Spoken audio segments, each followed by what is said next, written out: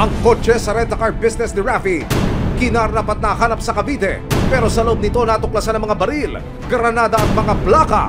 Dahil dito, itinurn over muna ito sa Highway Patrol Grupo HPG. Sa tulong ng GPS na nakakabit sa SUV ni Raffy, napag-alamang ibinyahe ang sasakyan niya papunta sa impounding area ng PNP sa San Pedro, Laguna.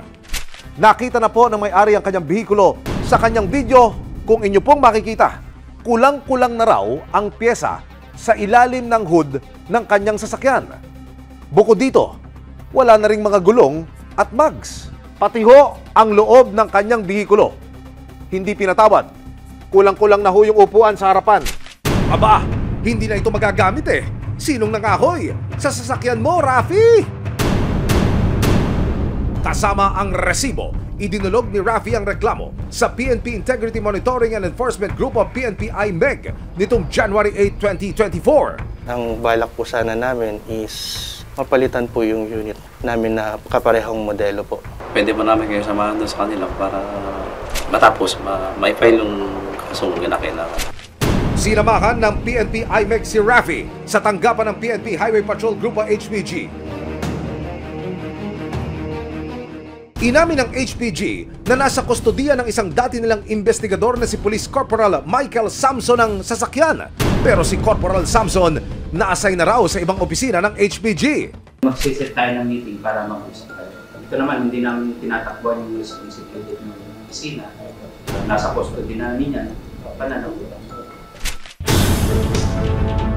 Kasama ang ilang tauhan ng PNP HPG, nagtungo ang resibo sa impounding area ng PNP sa San Pedro, Laguna 4 na buwan mula nang huling bisitahin ni Raffy ang kanyang sasakyan. At nang basilayan ni Raffy ang sasakyan, Grabe na po yung damage niya. Hindi namin inaasahan na ganito ang mangyayari sa sasakyan namin. Dahil pinagpaguran po namin yung sasakyan, ito po yung sa fuse box. Tapos yung mga ano po niya, wala na. Yung injector po niya. Yung mga upuan po, wala na. Saka po yung computer box. nasa loob pa rin ng sasakyan ang plakang ginamit noong nakita nila ang sasakyan sa Parañaque City. Yung naka-attach po nung Innova, pero hindi po yan yung original na plaka niya. Pinalitan po yung plaka. January 10, 2024, itinakda ang paghaharap ng complainant na si Raffy at ang investigador ng HPG na si Police Corporal Michael Samson. Hindi iniharap ng HPG sa amin ng investigador. So, nasa Region 3 na siya, and then may ongoing na rin tayong investigation para sa kanya.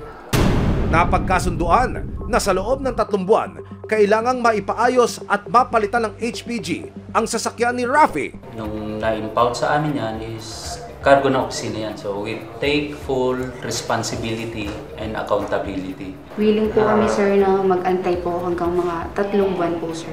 Kung ano yung status ng sasakyan nung napunta sa amin, ganun namin dapat ibalik sa may-ari. If ever po, within 3 months po is hindi po natupad yung ano po. Hindi na natin paabutin ng 3 months. Yung 3 months is matagal na po. Can they file a case na po ba against dun sa investigator?